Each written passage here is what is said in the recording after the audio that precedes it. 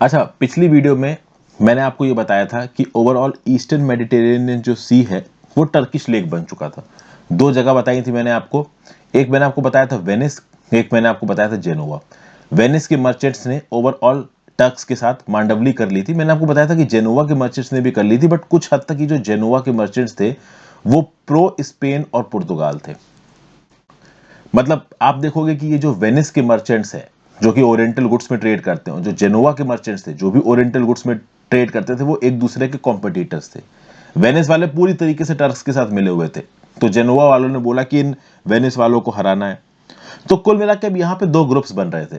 एक ग्रुप में आपके टर्क्स डोमिनेंट थे और दूसरी तरफ ये जो क्रिश्चियंस थे वो अपना अलग ग्रुप बना रहे थे। अभी इन क्रिश्चियंस में दो कंट्रीज लीड लेंगी, एक तो होगी स्पेन और दूसरी होगी इधर की पुर्तगाल। तो स्पेन और पुर्तगाल ये दो ऐसी कंट्रीज है जो कि इस पर्टिकुलर ग्रुपिंग में लीड लेंगी। स्पेन और पुर्तगाल की मदद करेंगी आपकी नॉर्थ यूरोपियन, यानी नॉर्थ यूरोपियन फ्रांस और उसके आसपास की जो कंट्रीज हैं वो पैसा और आदमी प्रोवाइड करना शुरू करेंगे किसको, स्पेन और पुर्तगाल को। इनफैक्ट अगर आप देखोगे कि जो टेक्निकल नॉलेज थी ट्रेड की वो जेनोवा ने प्रोवाइड की स्पेन को और पुर्तगाल को, क्योंकि ओवरऑल जेनोवा कंपीट करता था वेनिस के साथ। वेनिस की पूरी मांडवली हो चुकी थी टर्क्स के साथ, जेनोवा कहीं बीच में फंसा हुआ था। तो जेनोवा को लगा कि अगर हम ये स्पेन और पुर्तगाल वाला ग्रुप ज्वाइन कर लेते हैं और हमारी मदद से और बाकी यूरोपियन कंट्री की मदद से स्पेन और पुर्तगाल मिलके किसी भी प्रकार का कोई ईस्ट एशिया जाने वाला रूट ढूंढ लेते हैं, अगर इंडिया जाने वाला रूट ढूंढ लेते हैं तो चीजें आसान हो जाएंगी। क्योंकि 15वीं सेंचुरी में प्रॉब्लम यह थी कि अगर आपको मेडिटेरेनियन के रास्ते इंडिया पहुंचना है तो पहले आपको यहां पे कहीं पे आना पड़ेगा, फिर यहां से जमीन पे अपना सामान उतारना पड़ेगा, जमीन से जर्नी होगी, फिर अरेबियन सी पे सामान लोड होगा शिप पे और फिर वो फाइनली इंडिया पहुंचेगा, क्योंकि स्विस कैनाल अभी ऑपरेशनल हुई नहीं थी। समझ गए? तो उस कंटेक्स्ट में एक अल्टरनेटिव सी रूट ढूंढने की यहां पे जो शुरुआत थी वो हो चुकी थी। क्रिस्टोफर कोलंबस नाम का आप कह सकते हैं कि जो डिस्कवरर था वो क्या था। अब देखिए, ये जो क्रिस्टोफर कोलंबस है ये यहां पे लिखा हुआ है, ओके। तो इसने किसकी खोज की थी? Discovery of America. और ये क्रिस्टोफर कोलंबस कहां का था? ये जेनोइज था, ओके। जेनोइज वैसे भी जबरदस्त सी फेयरर्स थे, ट्रेड में ये इन्वॉल्व रहते थे। तो कुल मिला के इस ट्रेड रूट्स को ढूंढने में, इंडिया की तरफ जाने में केवल पुर्तगीज ही इन्वॉल्व नहीं थे, बहुत सारे आप कह सकते हो पैरेलल प्लेयर्स ने, और ये पैरेलल प्लेयर्स वेस्टर्न मेडिटेरेनियन में ऑपरेट कर रहे थे। जेनोवीज थे, नॉर्थ यूरोपियंस थे, खासकर स्पेन और पुर्तगाल थे। ये सब मिलके एक डायरेक्ट सी रूट इंडिया को ढूंढने की कोशिश करेंगे। एक ऐसी कोशिश में जो जेनोवीज था ये अमेरिका को ढूंढ देगा, जिसका नाम था Christopher Columbus. Got it? Because northmen from the north had reached America earlier as it was real Indians across the Bering Strait. अच्छा, एक चीज और, क्रिस्टोफर कोलंबस पहला आदमी नहीं था जो कि अमेरिका पहुंचा था। अक्सर ऐसा बोला था ना कि क्रिस्टोफर कोलंबस डिस्कवर्ड अमेरिका। अभी डिस्कवर्ड अमेरिका जब आ जाता है तो सबको लगता है कि भाई पहली बार कोई अमेरिका पहुंचा था। नहीं, पहली बार नहीं पहुंचा था। नॉर्थ से पहले ही आपका अमेरिका पहुंच चुके थे। ओवरऑल रीडिस्कवरी हुई थी यहां पे क्रिस्टोफर कोलंबस के द्वारा, ओके।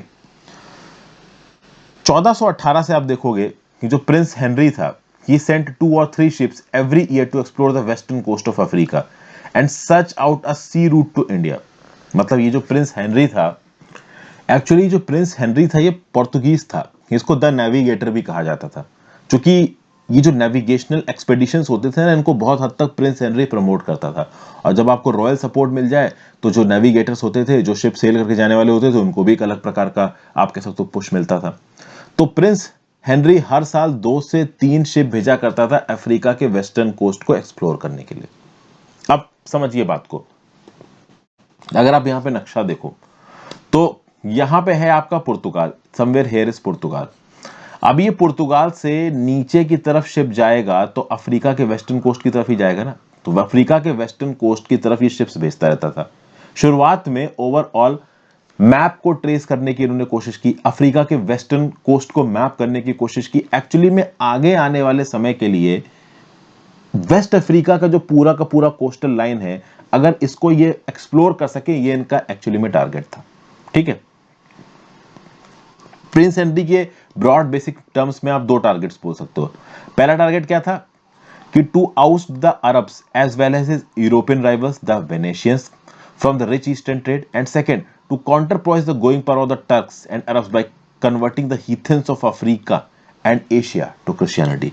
पहला टारगेट प्रिंस हेनरी का कि भैया ये जो वेनेशियंस है, जो वेनिस वाले हैं, जिन्होंने टर्क्स के साथ अपनी मांडवली कर ली है, तो ये यूरोपियन राइवल्स हो चुके थे। क्योंकि देखिए वेनिस वाले टर्क्स नहीं थे, वो यूरोपियंस ही, लेकिन चूंकि उन्होंने टर्क्स के साथ मांडवली कर ली थी तो पुर्तगाल वालों से बनती नहीं थी, जेनुइस से बनती नहीं थी उनकी, तो वेनेशियंस को साइड कर दिया यहाँ पे।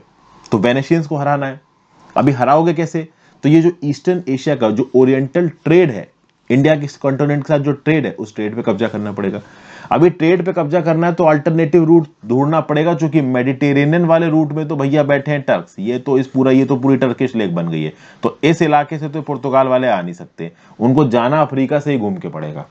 लेकिन अफ्रीका से घूम के जाना अपने आप में एक बड़ी चैलेंजिंग जर्नी है, जिसको कर पाना भी बहुत मुश्किल है। तो एक टारगेट तो ये था प्रिंस हेनरी का कि ट्रेड के ऊपर कब्जा करना है। दूसरा टारगेट ये था कि जैसे तैसे करके ये जो अफ्रीका और एशिया में आबादी है, इसको क्रिश्चियनिटी में कन्वर्ट करना है। क्योंकि टर्क्स ट्राइब्स का क्या था, इन्होंने भी जिन इलाकों में जीता, उस इलाकों में ओवरऑल लोगों को मास बेसिस पे मुस्लिम्स में कन्वर्ट किया। तो अब यहां पे क्रिश्चियंस और मुस्लिम्स के बीच में एक तरीके की लड़ाई चल रही थी कि कितनी ज्यादा इलाकों पे हम कब्जा करेंगे और कितने ज्यादा इलाकों पे हम लोग अपने धर्म का राज लेके आएंगे।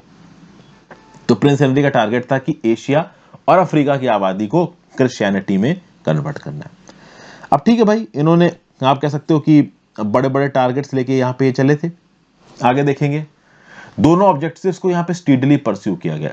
ये ऑब्जेक्टिव्स एक दूसरे को जस्टिफाई करते थे, सपोर्ट करते थे। जो कि क्रिश्चियनिटी फैलेगी तो ओवरऑल पुर्तगाल और स्पेन जैसे जो राज्य है, इनका इन्फ्लुएंस फैलेगा, क्योंकि ये भी प्रिडोमिनेटली क्रिश्चियन राज्य हैं। तो क्रिश्चियनिटी के थ्रू यहां पे ट्रेड आगे बढ़ेगा, क्योंकि टर्किश ट्राइब्स धर्म के नाम पे एक दूसरे के साथ यूनाइटेड थी। तो यहाँ पे क्रिश्चियनिटी, मतलब कोई एक ऐसा माध्यम चाहिए ना जिससे आप लोगों को जोड़ सको, तो वो माध्यम यहाँ पे रिलीजन को आइडेंटिफाई किया गया। और इसमें पोप ने भी सपोर्ट किया, पोप तो सपोर्ट करेंगे। पोप ने एक बुल इशू किया 1453 में, और पुर्तगाल को इन परपेचुइटी ओवरऑल ये मोनोपोली दे दी गई कि whatever lands it discovered beyond Cape nor in Africa up to India on the condition of converting to Christianity the peoples of those land. मतलब कि पुर्तगाल को यहां पे लैंड ग्रांट कर दिए गए। कौन कौन से लैंड ग्रांट कर दिए गए, अब समझिए। नॉर कैप की यहां पे बात की गई है। अगर आप नक्शा देखोगे अफ्रीका का, ओके, अब यहां पे अफ्रीका का पूरा नक्शा दिखाया नहीं है, मान लो ये पूरा पूरा अफ्रीका का नक्शा है, इधर यहां पे सोमालिया है और नीचे जाके आप कह सकते हो कि ये पूरा अफ्रीका का नक्शा है। तो नीचे आपका आता है साउथ अफ्रीका। साउथ अफ्रीका की जो नॉर्दर्न वाला पार्ट है, इसको आप नॉर कैप बोलते हो। तो इस नॉर कैप के ईस्ट के जितने भी इलाके होंगे, ये पोप ने बोल दिया कि ये पुर्तगाल के होंगे। क्या पोप के पास ये अथॉरिटी थी बोलने की? ऑब्वियस सी बात है, नहीं थी। पोप धर्म गुरु था क्रिश्चियनिटी का। अब चूंकि पोप धर्म गुरु था क्रिश्चियनिटी का, तो क्रिश्चियनिटी के नाम पे अगर कोई भी एक्सपेडिशन लीड किया जाएगा, तो उसके ऊपर अगर पोप की मोहर लगी हुई है तो चीजें बड़ी आसान हो जाएंगी। और पुर्तगाल को यह मोहर मिल गई। पुर्तगाल को पोप ने बोल दिया कि ठीक है भाई, पोप साहब ने बोला कि पुर्तगाल वाले तुम लोग जाओ ईस्ट ऑफ केप नॉर्थ, तुम जितना भी डिस्कवर करोगे वो तुम्हारा, बस एक शर्त है कि तुम वहां के लोगों को क्रिश्चियनिटी में कन्वर्ट करोगे। और क्रिश्चियनिटी में कन्वर्ट करना जरूरी है, किसी एक पर्टिकुलर पॉपुलेशन को कॉलोनाइज करना है, उसके ऊपर प्रॉपर तरीके से कब्जा करना है, तो उनका धर्म परिवर्तन करना पड़ेगा। लेकिन एशिया में एक से एक लोग इंतजार बैठे थे, इतनी आसानी तो ना धर्म कन्वर्जन कर लेंगे कि इन्होंने यहाँ पे एक फतवा जारी कर दिया, चलो धर्म कन्वर्जन करो, कन्वर्जन हो जाएगा। ऑब्वियस सी बात है। तो ये सब बातें थी, और ये बातें ग्राउंड लेवल पे उतनी आसानी से इंप्लीमेंट होने वाली थी नहीं। 1488 में एक नेविगेटर था बार्थोलोम्यू डियाज, जिसने overall Cape of Good Hope को क्रॉस किया। केप ऑफ गुड होप, अगर ये अफ्रीका है, साउथ अफ्रीका की जो साउदर्न पोस्ट है, केप ऑफ गुड होप है, इसको क्रॉस किया and led the basis of direct trade between Europe and India. Such long sea voyages were made possible by a number of remarkable inventions, notably mariner's compass, an astrolabe for fixing the height of the heavenly bodies for the purpose of navigation। देखिए मैं आपको एक बात बताता हूँ, अगर Turks खतरनाक थे ना, तो ये पोर्तुगीज भी कम खतरनाक नहीं थे। मतलब होते ना कि एक इंसानी जील होती है, किसी चीज को पाने का जज्बा होता है, ये इन पोर्तुगीज के अंदर था। कितना मुश्किल काम था। ये आपका अफ्रीका है, इसके ऊपर आपका यूरोप, यहां कहीं पुर्तगाल है, पुर्तगाल से निकले पूरा का पूरा अफ्रीकन कॉन्टिनेंट सेल कर गए, यहां पहुंचे, यहां किसी पोर्ट पे डॉक किया, यहां पे लोगों से पता किया और तैरते तैरते इंडिया पहुंच गए। अब सोचिए, इस प्रकार की जर्नी शिप्स पे कर पाना उस समय पे कितनी बड़ी बात रहा करती होगी, अपने आप में कितनी मुश्किल बात होगी। आज की डेट में तो इतनी टेक्नोलॉजी है जीपीएस ग्लोबल पोजीशनिंग सिस्टम आ गया है, सैटेलाइट सिस्टम लगे हुए हैं, ओवरऑल चीजें ट्रैक की जा सकती हैं। उस समय पे कोई ट्रैकिंग होती थी क्या? बीच में समुद्र में अगर कोई शिप फंस गया ना तो मर जाता था आदमी वहीं पड़ा पड़ा। और इन लोगों को भी पता होता था कि जर्नी शुरू करते वक्त कि हाँ भाई मर सकते हैं, लेकिन इनके अंदर एक जील थी कि हम अपना नाम हिस्ट्री में लिख के जाएंगे, करेंगे तो कुछ करके जाएंगे। और भाई ये जील ही थी जिसने इनको इंडिया तक पहुंचा दिया। ये अपने आप में बहुत मुश्किल काम है, पुर्तगाल से पूरा का पूरा अफ्रीका मैप करते हुए अरेबियन सी क्रॉस करके इंडिया पहुंचना। It was a very difficult task. और इस डिफिकल्ट टास्क में मेरिनर कंपास और एस्ट्रोलोब नाम के कुछ इंस्ट्रूमेंट्स ने इनकी मदद की। नेविगेशन के लिए जो सी इंस्ट्रूमेंट्स थे, अगर आप देखो तो ये चाइनीज को बहुत सेंचुरी पहले से पता थे। ओके, जो एस्ट्रोलोब था it was used by Arabs, Indians and others. तो इस प्रकार की कुछ टेक्नोलॉजीज का भी एक्सेस धीरे धीरे पोर्तुगीज के पास आया। ओके, और उससे इन्होंने एक डेयरिंग, आप कह सकते हो, ऑब्जेक्टिव को पूरा किया। अच्छा, एक और बात है, पुर्तगीज ने धीरे धीरे टेक्नोलॉजी को इजाद किया। शुरुआत में जो शिप्स थे ना आपके पुर्तगीज के पास, वो शिप्स भी बहुत हाई क्वालिटी के नहीं थे, लेकिन पुर्तगीज लगातार दूसरों से चीजें सीखते थे। जैसे फॉर एग्जांपल, जब इनके पास चाइनीज जंक्स आए, चाइनीज शिप्स आए, तो पता चला कि यार ये शिप ज्यादा एफिशिएंट है। तो शिप बिल्डिंग की टेक्नोलॉजी भी धीरे धीरे इन पोर्तुगीज ने अलग अलग जगहों से सीखी। जहां जहां पे भी पोर्तुगीज जाते थे ना, वहां वहां की टेक्नोलॉजी को समझते थे, उसको पकड़ते थे, उससे सीख के अपने आप को स्ट्रांग करने की कोशिश करते थे। और इसके दम पे, इसी इंटरप्राइज के दम पे ये लोग इंडिया पहुंच गए। This spirit has been traced back to the revival and growth of trade and commerce from the 13th century onward, leading to intense rivalry among European states. इसका एक और कारण था, यूरोपियन स्टेट्स के आपस में भी बहुत सारी राइवलरी थी। रीजन बीइंग कि भाई देखिए, यूरोप में लोगों की पैसों की औकात बढ़ रही थी, कंट्रीज के बीच का कंपटीशन बढ़ रहा था। और कंपटीशन किस चीज में बढ़ेगा? पैसों में। पैसा किस चीज पे डिपेंड करता है? ट्रेड के ऊपर। क्योंकि एग्रीकल्चर तो लिमिटेड आपको प्रॉस्पेरिटी देगा, जो मेन प्रॉस्पेरिटी देता है वो देता है पैसा, ट्रेड। अभी ट्रेड करना है तो सी लेन्स ढूंढनी पड़ेगी, सी लेन्स ढूंढना है तो समुद्र पे उतरना पड़ेगा, और समुद्र पे उतरना है तो राजा बोलेगा कुछ ऐसे डेयरिंग लोगों से कि कौन है वो डेयरिंग बाज जो जाके ढूंढ के लेके आएगा इंडिया कहाँ है। तो भाई लोग सामने आते थे, हम जाएंगे हम जाएंगे। तो राजा बोलता था तुमने अगर कर दिया तो तुमको ये देंगे, ये सरफियां, ये लाख सरफियां, इस प्रकार की चीजें बांटेंगे तुमको। लोग चले भी जाते थे, क्योंकि जो रिकॉग्निशन मिलता था, पैसा तो देखो मिलता ही था, जो रिकॉग्निशन मिलता था वो अपने आप में पता। और कुछ लोगों का नेचर होता है डेयरिंग, समझिए। कुछ लोग अपने घर में घुस के नहीं बैठते, उनको पूरी दुनिया घूमनी, तो वो कुछ भी करके उसके लिए जाएंगे, वो सब कुछ अपना दांव पे लगा देंगे। और कुछ इस प्रकार के दांव पे यहाँ पे लगाया गया था। एक और फैक्टर था यहाँ पे, इस फैक्टर को बोलते हैं रेनेसा, जिसको आप बोलते हैं इंटेलेक्चुअल स्टिरिंग।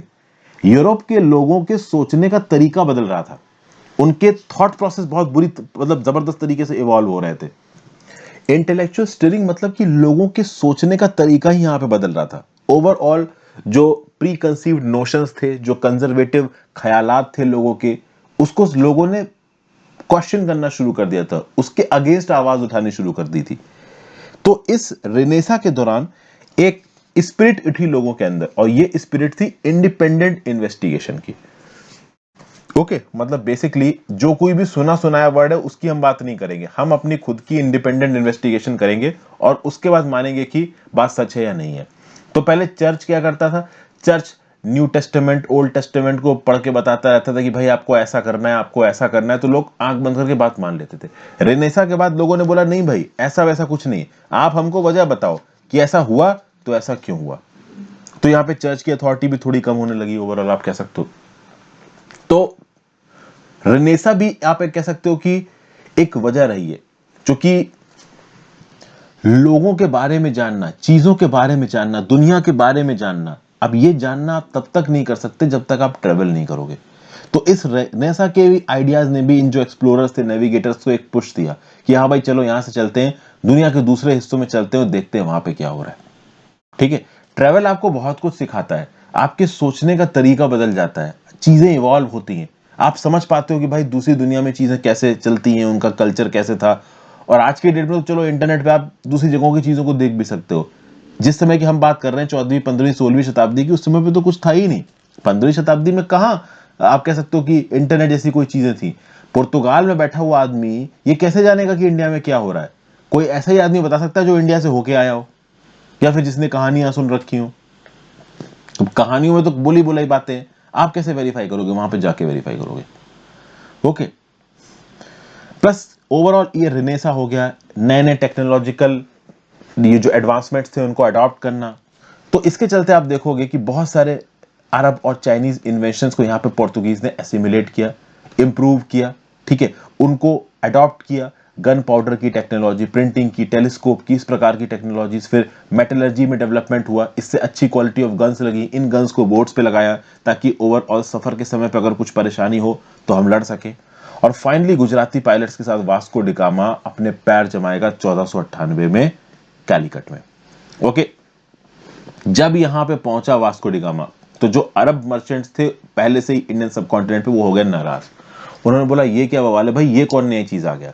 देखिए अरब मर्चेंट्स की वहां पे ट्रेड पे मोनोपोली थी, उनको अच्छा लगेगा क्या कि कोई दूसरा ट्रेडिंग पार्टनर यहाँ पे एंट्री मार रहा है, ऑब्वियस सी बात अच्छा नहीं लगेगा। लेकिन जो जेमोरिन था, जो राजा था कैलिकट का, वो बड़ा खुश हुआ। उसको लगा कि भाई दूर से यूरोपियन आए हैं तो ये बड़ा अच्छा अच्छा गिफ्ट लेके आए होंगे, तो ये बड़ा वेलकम करने गया, वास्को डिगामा को वेलकम किया, ठीक है। बाद में जब जमोरिन को पता चला कि ये तो वास्को डिगामा ठेंगा लेके आया, यहाँ पे छोटी मोटी सौलें लेके आया है, ये तो कुछ दे ही नहीं रहा है, तो जमोरिन का ही मुंह बन गया। लालची राजा थे उस समय कि उनको लगा कि भाई दूर दराज से लोग आ रहे हैं, पुर्तगाल के राजा का रिप्रेजेंटेटिव आ रहा, तो बहुत पैसा लेके आ रहा था, तो जमोरिन ये वास्को डिगामा कुछ लेके पहुंचे नहीं, जमोरिन का मूड खराब हो गया। बट ओवरऑल फिर भी आप देखो कि जमोरिन ने ट्रेड करने दिया, पेपर, ड्रग्स वगैरह आप कह सकते हो पुर्तगीज ने अपने शिप पे चढ़ाया। वास्को डिगामा इस शिप को लेके वापस पहुंचा पुर्तगाल में, और पता चला कि जितनी पूरी एक्सपेडिशन की कॉस्ट थी उसके 60 गुना दाम के गुड्स वो वापस लेके गया था। मतलब ओवरऑल ये जो वेंचर था ना वास्को डिगामा का, इट वाज वेरी प्रॉफिटेबल, बहुत ज्यादा प्रॉफिटेबल था। और इसके बाद से आप देखोगे कि इंडिया और यूरोप के बीच में जो ट्रेड था वो धीरे धीरे बढ़ने लगा। लेकिन ये ट्रेड बहुत तेजी से बढ़ सकता था। तेजी से क्यों नहीं बढ़ा? क्योंकि यहाँ पे सरकारी इन्वॉल्वमेंट था, और सरकारी इन्वॉल्वमेंट में होता यह है चीजें एफिशिएंट तरीके से नहीं हो पाती हैं। ओवरऑल डिप्लोमेसी ज्यादा होने लगती है, पॉलिटिक्स ज्यादा होने लगती है, तुम करो तुम करो। तो पोर्तुगीज गवर्नमेंट का जब एक हद से ज्यादा इन्वॉल्वमेंट होगा और हर चीज में फिर वो रॉयल मोनोपोली लाने लगेंगे, ईस्टर्न ट्रेड करना है तो पुर्तगीज अंपायर इस कंपनी को बोलेगा तुम करो, नहीं वो बोलेगा तुम करो।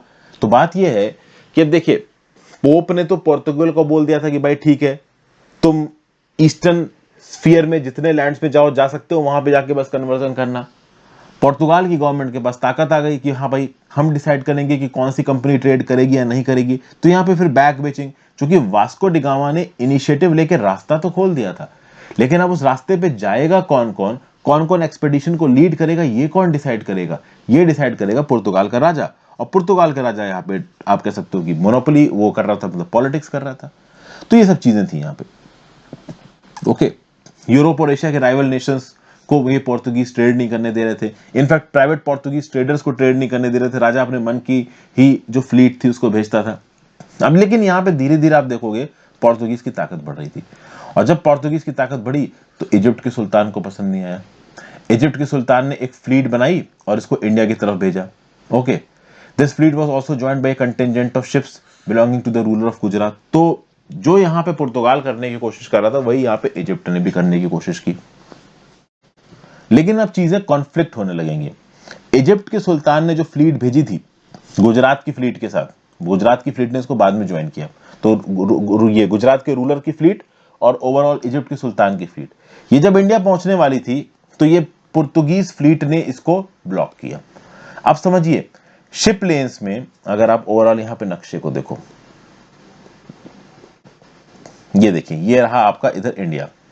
अभी शिप लेन्स में ओवरऑल तरीका क्या है कि या तो रेड सी की तरफ से ओवरऑल शिप तैरता हुआ आए और इधर गुजरात पहुंच जाए, ओके, या फिर आप नीचे देखो केरला पहुंच जाए, और दूसरा साउथ अफ्रीका के केप ऑफ गुड होप से क्रॉस करता हुआ शिप इधर से आ जाए। दो तरीके हैं।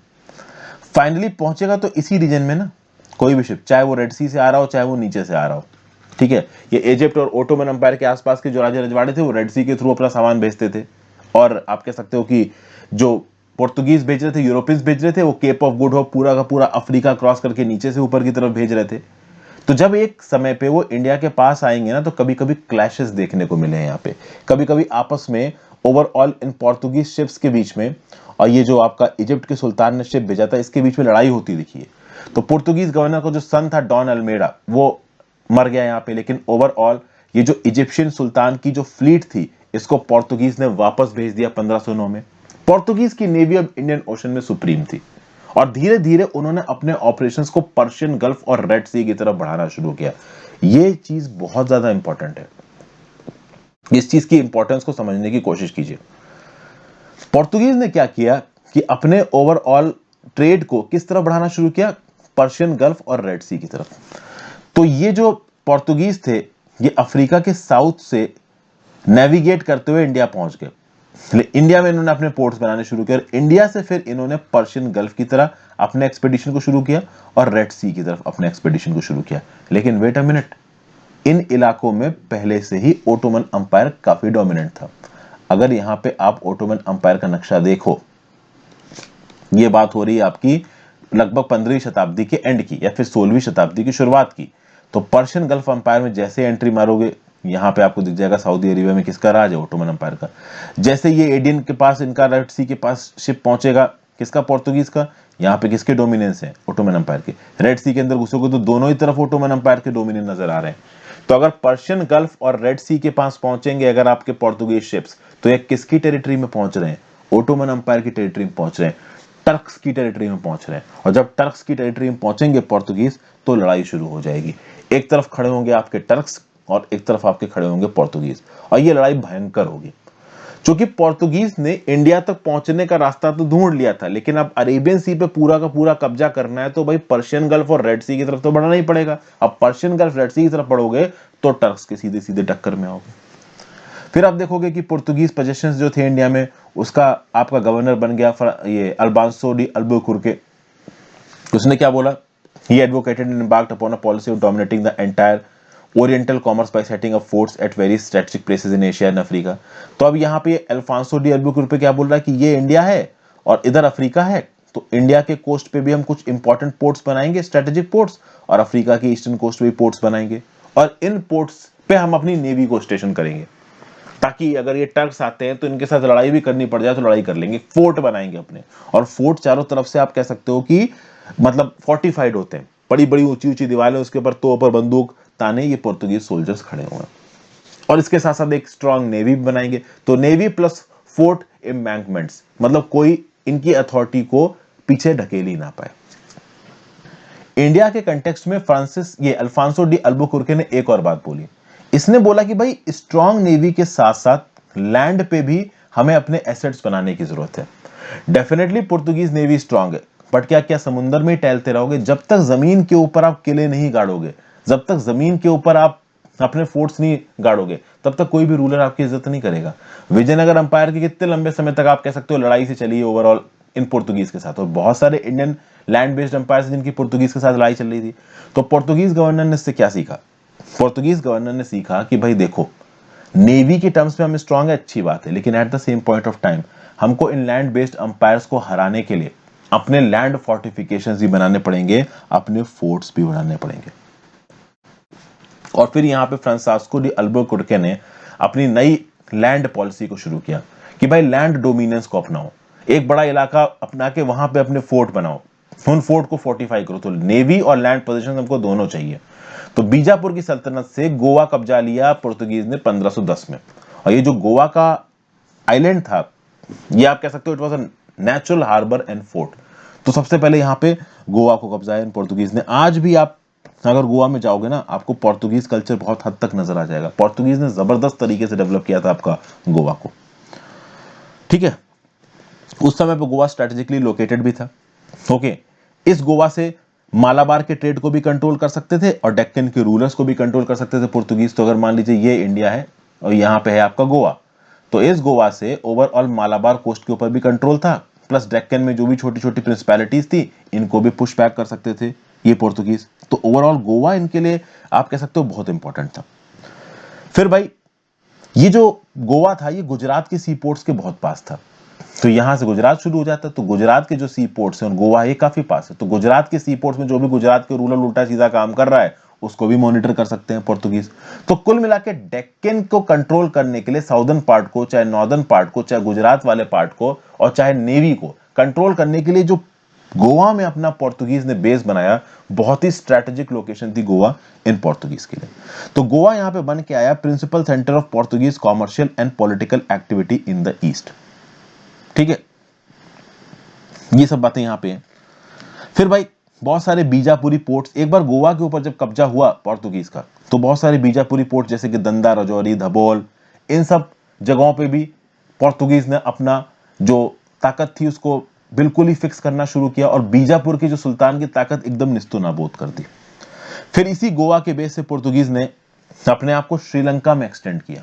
ओके, अब ये कोलंबो की तरफ गए, श्रीलंका में गए, सुमात्रा मतलब इंडोनेशिया में अचिन के पास गए, मलक्का पोर्ट के पास गए, स्ट्रेट ऑफ मलक्का में। Strait of Malacca it controls the exit and entry to the narrow gulf between Malay peninsula and Sumatra. ये लोकेशन आपको नहीं पता है ना? नहीं पता तो देखिए दिखाता हूं। ये आपको स्ट्रेट ऑफ मलक्का दिख रहा है। कहां पे स्ट्रेट ऑफ मलक्का? ये रहा आपका straight of Malacca. Straight of Malacca के बहुत पास हमारे अंडमान एंड निकोबार आइलैंड से। अब इस स्ट्रेट ऑफ मलक्का के नॉर्थ में आपको मलेशिया दिख जाएगा, नीचे की तरफ आपको दिख जाएगा इंडोनेशिया। तो यही बताया जा रहा है कि भाई ये जो नैरो एग्जिट और एंट्री, और आज की डेट में स्ट्रेट ऑफ मलक्का बहुत ज्यादा इंपॉर्टेंट है। ये जो साउथ चाइना सी है, चाइना का जो पूरा का पूरा शिपिंग है, रूट है, वो स्ट्रेट ऑफ मलक्का से ही क्रॉस होता है। ठीक है, इसीलिए तो ये जो आर्कटिक शिपिंग लाइंस है, इनका एक्सेस चाहता है यहाँ पे चाइना। ठीक है, ग्लोबल वार्मिंग के चलते रशिया के नॉर्थ में जो आर्कटिक ओशन है वो पिघल रहा है, तो वहां पे नई नई शिपिंग लाइंस बन रही है, तो वहां पे चाइना बहुत ज्यादा इंटरेस्टेड है। क्योंकि चाइना बहुत हद तक स्ट्रेट ऑफ मलक्का पे डिपेंडेंट है। कल की डेट में इंडिया चाइना में कोई फुल फ्लेज्ड वॉर हो जाता है ना, तो इंडिया अंडमान एंड निकोबार में अपने बेस को इस्तेमाल करके स्ट्रेट ऑफ मलक्का को ब्लॉक कर सकता है, और ये चाइना के लिए एक बड़ी प्रॉब्लम हो सकती है। खैर, वो हम लोग करंट कंटेक्स्ट में पहुंच गए। तो ओवरऑल मलक्का पोर्ट तक यहां पे अपने कंट्रोल को पहुंचाया पोर्तुगीज ने, जहां पे ये कह सकते हो कि जो नीचे की तरफ आपका सुमात्रा है, ऊपर की तरफ आपका मलय पेनिनसुला है, तो मलय पेनिनसुला सुमात्रा के बीच में जो मलक्का स्टेट है, इसके ऊपर भी पोर्तुगीज ने अपना कंट्रोल स्थापित किया। ओके, फिर रेड सी पे एक आइलैंड है, island of Socotra at the mouth of Red Sea. वहां पे भी पोर्तुगीज ने अपना एक स्टेशन स्टैब्लिश किया। इस पर्टिकुलर फोटो में क्या आपको सोकोट्रा नजर आ रहा है? ये है भाई सोकोट्रा का आइलैंड। तो इस सोकोट्रा के आइलैंड के ऊपर आप देख सकते हो यमन, ओमान, सोमालिया, इन सब के बहुत पास है। रेड सी के बिल्कुल एंट्री पे है ये सोकोट्रा। तो ये जो सोकोट्रा का आइलैंड था ना, इस सोकोट्रा के आइलैंड के ऊपर अपना स्टेशन बना लिया पोर्तुगीज ने, तो रेड सी के माउथ तक पहुंच गए। लेकिन एडन पे कब्जा नहीं कर पाए पोर्तुगीज। ठीक है, बहुत कोशिश रही इनकी, but they was not able to occupy Aden. यहां पे आपको सोकोट्रा दिख रहा है और ये रहा एडन। एडन के ऊपर कब्जा करने की कोशिश थी, और उस समय पे एडन ओटोमन एम्पायर के अंदर आता था। तो एडन को कब्जा नहीं कर पाए यहाँ पे पोर्तुगीज, पीछे ढकेल दिया इनको टर्क्स ने। और ये जो रेड सी था, रेड सी के एंट्री पे जरूर बैठे थे ये आपके पोर्तुगीज, लेकिन रेड सी के इलाके के ऊपर कंट्रोल नहीं था इन पोर्तुगीज का। Okay, but they force the ruler of Ormuz which controlled entry into Persian Gulf to permit them to establish a fort here. अब ये जो होर्मुज का स्ट्रेट है, स्ट्रेट ऑफ होर्मुज, यहां पे जो रूलर था, इस रूलर ने जरूर थोड़ा बहुत पोर्तुगीज को, आप कह सकते हो कि यहां पे ये कह सकते हो कुछ रियायत दी। क्योंकि पोर्तुगीज इन पर्टिकुलर इलाकों में बहुत डोमिनेंट थे, इनकी नेवी बहुत डोमिनेंट थी, तो ओरमुज के रूलर को भी लगा कि पोर्तुगीज के साथ ज्यादा पंगा हो नहीं पाएगा, तो एक फोर्ट पर्शियन गल्फ की एंट्री पे तो बनाने का मौका मिल गया। किसको? पोर्तुगीज को। पोर्तुगीज आइलैंड ऑफ सोकोट्रा तक भी पहुंच गए, लेकिन रेड सी के इलाके का कब्जा नहीं कर पाए, एडन के ऊपर अपना कब्जा नहीं कर पाया। यहां पे इस पर्टिकुलर वीडियो को मैं रोक रहा हूं दोस्तों। अगले वीडियो में आई होप ये जो age of Vijayanagar empire of Bahmanids का ये जो पोर्तुगीज वाला पार्ट है ये कंप्लीट हो जाएगा। Thank you for watching friends. ज्यादा से ज्यादा लोगों के साथ इस वीडियो को शेयर करिएगा। आई होप आपको इस प्रकार की वीडियोस पसंद आ रही हो। अपने व्यू पॉइंट नीचे कमेंट बॉक्स में जरूर दीजिए। हो सके तो ज्वाइन बटन दबाइए, ज्वाइन बटन की खासा कर जरूरत रहती है। Have a great day, good bye.